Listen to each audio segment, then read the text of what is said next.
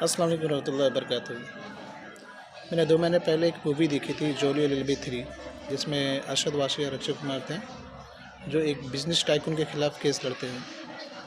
एक शख्स जिसकी ज़मीन होती है, उसकी ज़मीन पर ज़बरन कब्ज़ा किया जाता है और उस शख्स को बदनाम किया जाता है, जिस बदनामी के कारण वो शख्स सुसाइड कर लेता है।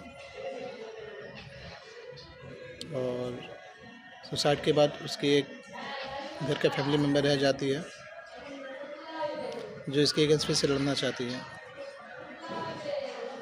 तो उस मूवी में इतनी स्मूथली और इतनी खूबसूरती से दिखाया गया है कि जिसमें अरशद वारसी और अक्षय कुमार केस लड़ते हैं उस बिजनेस टाइकून के ख़िलाफ़, और वो केस जीत भी जाते हैं।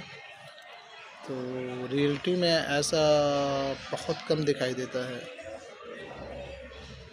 क्योंकि जिस तरह से वकालत जो एडवोकेट होते हैं केस को रिप्रेजेंट करते हैं, यूज़फुल लॉ है, वो यूज़फुल है, ऐसा नहीं है, लेकिन जो रिप्रेजेंटर होते हैं ये उनके ऊपर डिपेंड करता है।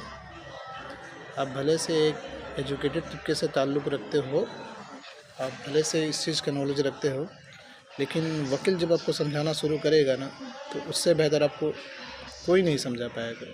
ऐसा वो आपको फ़ील कराएगा कि क्योंकि वो संविधान के लोग सिर्फ वही पढ़ के बैठा हुआ है और उसी को सिर्फ नॉलेज है। आप अगर कुछ बोलेंगे तो बोलेंगे ये मामला तो ऐसे नहीं होता है। मतलब अगर ठीक से उस केस को देखा जाए, उस पर स्टडी किया जाए, तो वो केस आगे बढ़कर एक रिज़ल्ट निकल सकता है उसका, मैं ये कहना चाहता हूँ। लेकिन ये लोग ज़बरन इस तरह से इसको झुलाते हैं, इसको लेके चलते हैं। क्या बोलिएगा? मेरा बात करने का यही एक मुद्दा था कि कभी भी आपके साथ अगर कोई मामलात हो किसी अगले बंदे के साथ, तो हो सकता है वो आपके ऊपर केस करे। अगर वो करता है तो करने दें, आप अल्लाह पे छोड़ दें, क्योंकि वो सबसे अच्छा फ़ैसला करने वाला है।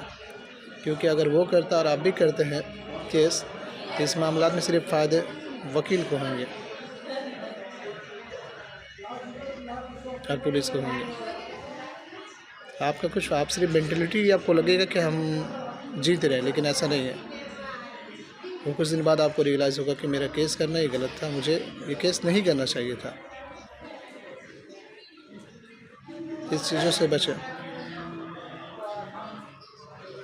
क्योंकि जो घर का फैमिली मेम्बर हो, जो सिर्फ एक ही अर्निंग मेंबर है, उसके लिए परेशानियाँ बहुत ज़्यादा बनती हैं। जिनके पास पैसा वो अपने पैसे का गलत इस्तेमाल करते हैं। इन सारी चीज़ों से बचें।